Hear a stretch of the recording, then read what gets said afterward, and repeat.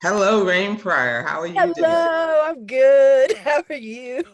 I'm great. So good to see you. I've wanted to talk to you for so long and have really sort of followed some things you've been doing over the years. And I have, even though I do another show, uh, Wake Up Baltimore, that talks about all things positive for Baltimore. And I was talking about the play that you're about to direct. And I said, well, why don't I just talk to her? So I said, let me check that out. So I'm so glad that opportunity came up. But I wanted to talk to you about, I announced on another show this play, HooDoo Love, Yes. that's coming up at Spotlighters Theater. And years ago, actually, my sister did a play there, did Gypsy there, Oh, years and years ago. wow. And she played one of the strippers, and I think I was too young to see it, so I didn't get to go. I remember my parents went, but Spotlighters has been around for a long time, since Yeah. 1962. And I saw this play and that you were directing, and I just wanted to know, how did you wind up? Is this your first time working with Spotlighters? It is my very first time working with Spotlighters. Fuzz had asked me, I think a year ago, if I wanted to direct something, and I couldn't at the time. Um, and so I was excited when he asked again. And I had a choice of plays. I don't even remember the other plays that were mentioned, but I jumped on HooDoo Love for many reasons, personal reasons as well. And so I was like, yes, let's sink into that. Let's take a chunk out of that. Oh, cool. Now I Yeah. was going to ask why that particular play, because I wasn't as familiar, but I looked into it a little bit, and it's very intriguing. It just sort of talks about a tale of music and magic and love and that kind of thing. But what drew you to this particular play? Well, one, I really love Katori Hall's work as a playwright. I think it's very poignant, directed, in the way that she presents things. I don't know if anyone's ever seen P Valley, but that would make sense. Like it's very Oh, okay. pointed and Hmm. poignant. Um, of a cultural experience or a depiction of an experience in our African American diasporic culture. And Hoodoo Love to me really speaks to that. So, and also because I happen to be in Ifa, which is a spiritual practice indigenous to West Africa, mainly in Nigeria, and I was initiated into Oshun. So for me, the piece spoke personally to that with some of the things that it talks about in the play about the river and speaking to the river. So I was drawn to it for, like I said, for that personal reason, and also because I think in this day and age, seeing how the diaspora has grown within our own culture is very important to me. So that's why I chose it. Oh, okay. And I saw a little bit of that in your description when I saw your email Yes. about, is it Osu Oh, priestess? soon. Yes. Okay. Yes. And I wasn't sure what that was and if it connected, but I didn't actually think of the connection with the production, which would make sense. So that's very interesting. Yeah. Yeah. Yeah. So And do you think, I know you have a background, because I was sort of, other than being your father's daughter, I had been introduced to you more as, I mean, professionally, as a writer and a performer. And I remember you had your own show that was touring for a while, maybe several in this time, but it was one I had remembered. So as a director, do you have a particular style? Because I know you've been a writer, you've been an actor yourself. So as a director, do you have a particular style that you I think use? And my I think my style of direction is very filmic, actually, because I come from television and film world. So I really am drawn to creating pictures and experience.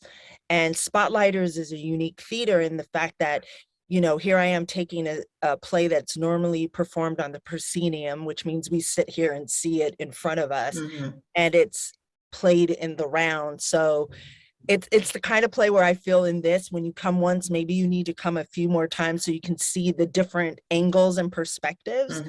Mhm. So that was a lot of fun for me, but I'm definitely an actor's director. I love Mhm. actors. I love working to go deeper and uncover the meaning of character and what it means to somebody else. I want to bring out the best of my performers, not the best of my direction, if that makes sense, because I don't want you to be like, Yes. oh, it was directed so well, and then you didn't mention any of the actors. I'd rather them be mentioned for them doing the work and creating the experience that you're going to see on the stage. Were you familiar with any of the actors prior to? Did you know them or? I did not know any of them. This is my Okay. first time working with them all. Okay. Yeah. So you're really coming in cold to Yeah. Spotlighters, to this, other than Yeah. being familiar with the play. Okay. Well, Yeah. I would think that that would really make for, well, different kind of experience, but a more fun, actually, or more creative, that you're getting It to was experience all these different people. absolutely. And you know, and I chose to do things a little bit different. I didn't stick entirely to the direction that was already in the play. One, because of the space that we're in. And also, you know, there is music in the play, but it's not a musical. So it's a play with some music in it. The music isn't, to me, the part of the storytelling, although it can drive some of the pieces forward. And just my choices of actors. Two of my actors are Caribbean born and I thought that was really unique and important for us to display because we existed then. We came from the islands then as well. Yeah. So showing that to me gives me excitement. Yeah.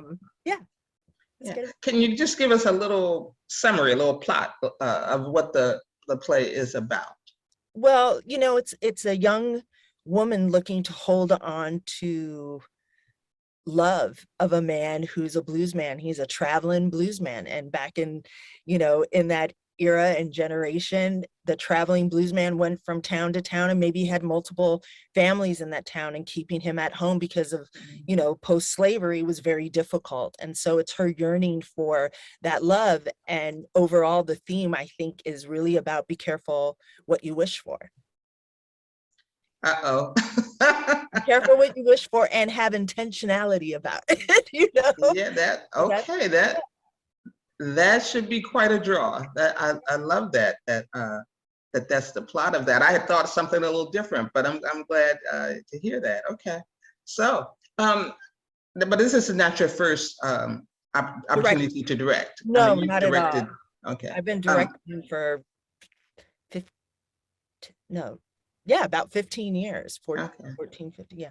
In this area, have you worked with Yes, other theater companies here? yeah, I worked, actually, I was artistic director for a while at the Strand Theater when it was on North Charles Street. Right. And I directed a world premiere there that got rave reviews, and other shows that got wonderful reviews. And then my show, Fried Chicken and Latkes, that you referred to, Right, went on that's right. Broadway. So I had to leave and go, you know, Mhm. do that. It's only so Yeah. much community theater you can do without getting paid. Right. You know? But I was excited to create theater and in that space. And then, yeah, went off to perform my solo show, and then came back to Baltimore. Now, you know, now the pandemic's over, so the opportunity to direct again. I directed a play in Frederick, Maryland, right after Christmas. Okay. Yeah. Okay. They're called Becky's New Car, which was also well received and a lot of fun to do. And yeah. And do you find, because I hear this from a lot of artists who come here from larger locations, New York, LA, and even DC, actually, sometimes when they come to Baltimore, some find it a different kind of audience. Do you find that to be true? Or do you? I do. I mean, look, we're a very artistic community here in Baltimore. We have our ideas.